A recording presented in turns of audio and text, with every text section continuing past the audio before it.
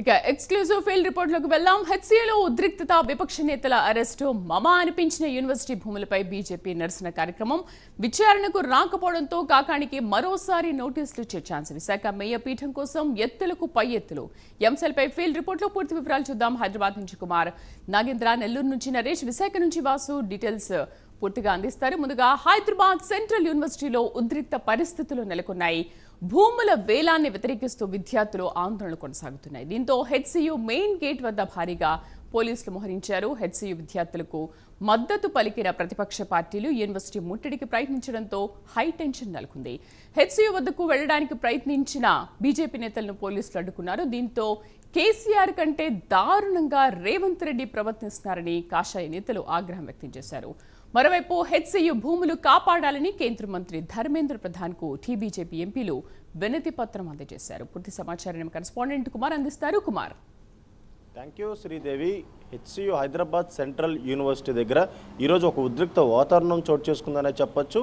2 రోజుల నుంచి కూడా ఏదైతే హెచ్సీఏ స్టూడెంట్స్ తమ నిరసనను అయితే తెలియపరుస్తున్నారు. ముఖ్యంగా హెచ్సీఏలో ఉన్న 400 ఎకరాల భూమిని ఏదైతే టీజీఐఐసికి ఏదైతే ప్రభుత్వం కేటాయించింది, దీన్ని కేటాయించడం బట్టి ఏదైతే ఈ భూమిని హెచ్సీయూకి సంబంధించిందంటూ కూడా విద్యార్థులతో పాటు విద్యార్థి సంఘ నేతలు కూడా ఆందోళన అయితే చేపట్టారు.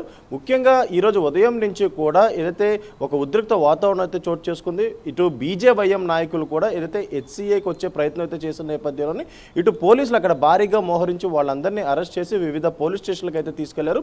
ఆ తర్వాత చికోటి ప్రవీణ్ కూడా అక్కడికైతే రావడం జరిగింది. అతను వచ్చిన సమయంలో కూడా పోలీసులు అక్కడ చేరుకొని వెంటనే అతన్ని అరెస్ట్ చేసి అక్కడి నుంచి పోలీస్ స్టేషన్కి అయితే తరలించడం జరిగింది. ముఖ్యంగా హెచ్సీఏలో ఉన్న 400 ఎకరాల భూమికి సంబంధించి ఇటు ప్రభుత్వం ఏదైతే 21 ఏళ్ల న్యాయ పోరాటం చేసి ఆ భూమిని దక్కించుకున్నామంటూ కూడా ఇటు ప్రభుత్వం చెప్తున్న నేపథ్యంలోని ఇటు హెచ్సీఏకి సంబంధించిన విద్యార్థులు అలాగే విద్యార్థి నాయకులు అంటే ఏబీపీ, ఎస్ఎఫ్ఐ లాంటి ఏదైతే ఆర్గనైజేషన్ సంబంధించిన నాయకులందరూ కూడా ఈరోజు హెచ్సీయూకి అయితే చేరుకున్నారు. ముఖ్యంగా ఈ 400 ఎకరాలకు సంబంధించి ఇది హెచ్సీయూదే అంటూ కూడా వాళ్ళైతే చెప్తున్నారు. అలాగే వాళ్ళు ఏదైతే ఆ యూనివర్సిటీకి సంబంధించిన అధికారులని అడిగిన సమయంలో కూడా వాళ్ళు ఎటువంటి రెస్పాన్స్ కూడా ఈ భూమికి సంబంధించి ఇవ్వట్లేదంటూ కూడా ఈరోజు వాళ్ళు నిరసన అయితే వ్యక్తం చేశారు.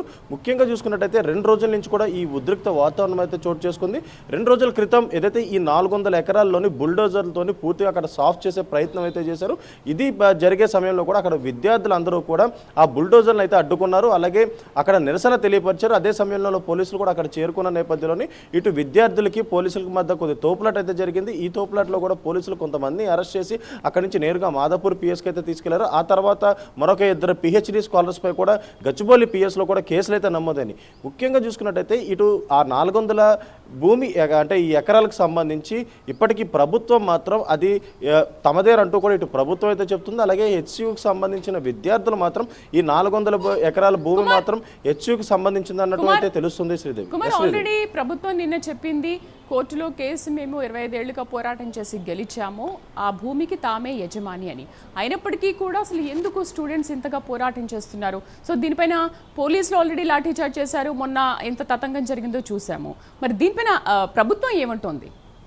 శ్రీదేవి, ముఖ్యంగా ఎప్పుడైతే ఈ 400 ఎకరాలకు సంబంధించి టీజీఐఐసికి ప్రభుత్వం కేటాయించిందో అప్పటి నుంచి కూడా విద్యార్థులు అందరూ తమ నిరసన అయితే తెలియజేస్తున్నారనే చెప్పొచ్చు.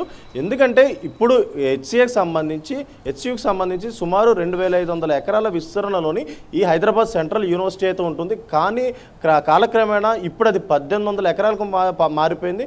అలాగే మరొక పక్క ఇప్పుడు ఈ 1800 ఎకరాల్లో కూడా ఇప్పుడు 400 ఎకరాలు ఇటు టీజీఐఐసికి కేటాయించడంపై విద్యార్థులతో పాటు విద్యార్థి సంఘ నేతలు కూడా మండిపడుతున్నారు. అలాగే మరొక పక్క చూసుకున్నట్టయితే ఈ 400 ఎకరాల ఏదైతే భూమి ఉందో అక్కడ ముఖ్యంగా ఇటు జింకలు అలాగే నెమళ్ళు ఇటు పక్షులతో పాటు ఈ జంతువులన్నీ కూడా అక్కడైతే నివసిస్తున్నాయి. ఎప్పుడైతే ఈ బుల్డోజర్లు వచ్చి అక్కడ అవన్నీ తీసే ప్రయత్నం చేశారో, సాఫ్ చేసే ప్రయత్నంలోని వీటన్నీ కూడా అక్కడి నుంచి చెల్లాచెదరయ్యే పరిస్థితి అయితే ఉన్న నేపథ్యంలోని ఇటు విద్యార్థులందరూ కూడా ఈ హెచ్సీయూ భూమిని ఏదైతే ప్రభుత్వం ప్రైవేటీకరణ చేసి దాన్ని బయట వ్యక్తులు అమ్ముకొని లాభపరుస్తున్నారు లాభపరుచుకుంటున్నారంటూ కూడా ఇటు విద్యార్థి సంఘ నేతలు అయితే చెప్తున్నారు.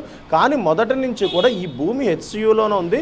మొదటి నుంచి కూడా హెచ్సియుకి సంబంధించిన భూమి ఇది. ముఖ్యంగా చూసుకున్నట్టయితే చెట్లన్నీ కొట్టేసి పర్యావరణాన్ని నాశనం చేస్తున్నారంటూ కూడా ఇటు విద్యార్థి సంఘ నేతలు అయితే చెప్తున్న పరిస్థితి అయితే ఉంది.